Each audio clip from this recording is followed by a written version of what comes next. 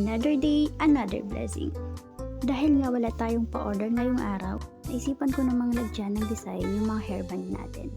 Yes po, hindi lang flower yung ginagawa ko, pati ipit at hairband DIY din, gumagawa din po ako. Bali nung una talaga is eto lang talaga yung gusto ko.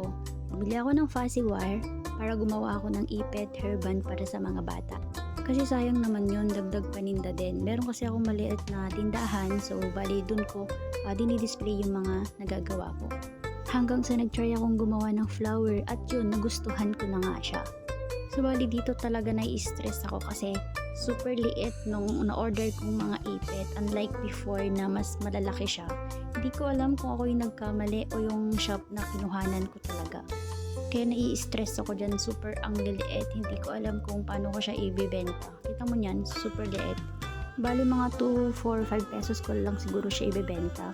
Ang per piece naman is 3 pesos para mas mabilis mabenta. Kasi yun lang naman yung kayang bilhin ng mga bata ngayon, lalo na dito sa lugar namin. Mga mami, dagdag ko lang, gumagawa din pala ako ng mga ipit na nakabuke para sa mga anak nating babae. Tapos tinamad ng konti, nahiga ng konti, tapos patuloy na naman tayong lalaban sa hirap ng buhay. Char. So bali dito, tignan-tignan ko yung mga unang gawa ko talaga. Tapos nainisipan ko na lang siyang iayos na lang ulit para sa single flower natin at para may stock tayo sa darating na Valentine's. Bali balak ko nga talagang mag-stock ng marami ngayon kasi malapit na ngayong Valentine's. So ikaw kung balak mong kumita, kontakin mo na ako, ibibigay ko lang sa'yo ng mura. Hindi ka na mapapagod, kukunin mo na lang sa akin, ibibigay ko na lang sa'yo, i-deliver mo na lang.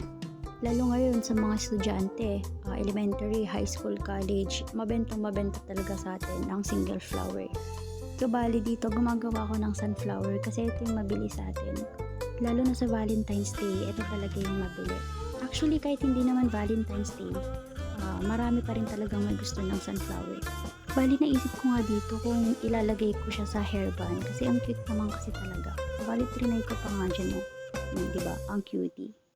Ayan siya guys. So, nakatatlong gawa tayo ngayong araw at sinubukan ko siyang i-arrange ng ganyan. Diba? Ang cutie. Perfecto sa mga estudyante, lalo na sa elementary, high school kasi ito lang yung kayang budget ngayon ng mga kabataan.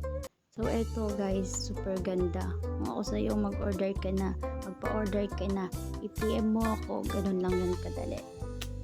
Swak na swak to, promise. At the same time, super cute at ang ganda-ganda niya. Hindi siya mukhang mumurahin.